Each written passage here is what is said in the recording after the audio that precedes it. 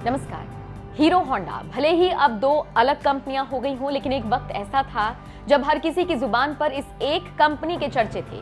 ये कंपनी सबसे बेहतर और किफायती दामों में टू व्हीलर बनाने के लिए जानी जाती थी। घर घर में हीरो होंडा की मोटरसाइकिल जरूर नजर आती थी। कंपटीशन के दौर में भी हीरो होंडा ने अपनी अलग पहचान बनाई हुई थी।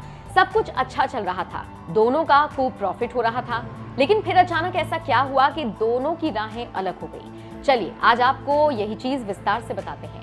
हीरो होंडा की पूरी कहानी समझने के लिए आपको फ्लैशबैक में जाना होगा। ये बात है साल 1956 की, जब हीरो कंपनी की नींव रखी गई। इसकी स्थापना बृजमोहन लाल मुंजाल ने की थी। हीरो साइकिल बनाने वाली कंपनी थी। लगभग 20 सालों में यानी साल 1975 आते आते ये साइकिल बनाने वाली भारत की सबसे बड़ी कंपनी के तौर पर खुद को विकसित कर चुकी थी। साल 1986 तक कंपनी ने ऐसी तरक्की की कि देश ही नहीं बल्कि पूरी दुनिया में ये साइकिल बनाने वाली सबसे बड़ी कंपनी बन गई। विदेशों में हीरो का साइकिल का बिजनेस बहुत शानदार तरीके से चल रहा था, लेकिन तभी हीरो को यह एहसास हुआ कि विदेशों में मोटरसाइकिल का चलन बहुत है, जबकि भारत में स्कूटर और मोपेड का दौर था। बस फिर क्या, हीरो ने मार्केट में मोटरसाइकिल उतारने की प्लानिंग की। हालांकि प्लानिंग को सोचना और करना दोनों में बहुत फर्क होता है, लिहाजा जब कंपनी इस तरफ काम करने चली तो उसे इंजन की जरूरत हुई। हीरो के पास ये तकनीक नहीं थी, लिहाजा उसने किसी विदेशी कंपनी से हाथ मिलाने की सोची।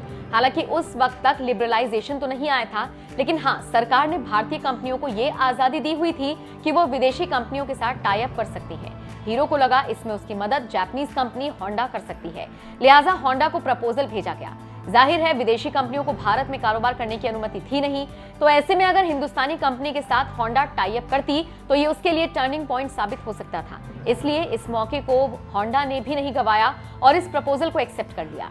साल 1984 में हीरो और होंडा का टाई अप हो गया। दोनों में समझौता हुआ कि हीरो बाइक्स बनाएगा और होंडा उसके लिए इंजन बनाएगा। इसके साथ ही एक एनओसी साइन हुई थी, जिसके मुताबिक ये दोनों एक दूसरे के मुकाबले अपना कोई दूसरा प्रोडक्ट नहीं निकालेंगे। कागजी कार्रवाई होने के बाद सबसे पहला प्लांट हरियाणा में लगाया गया।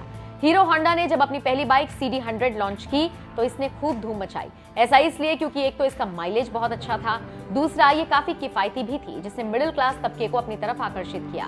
हालांकि इसी बीच जापान की करेंसी में उछाल आ गया।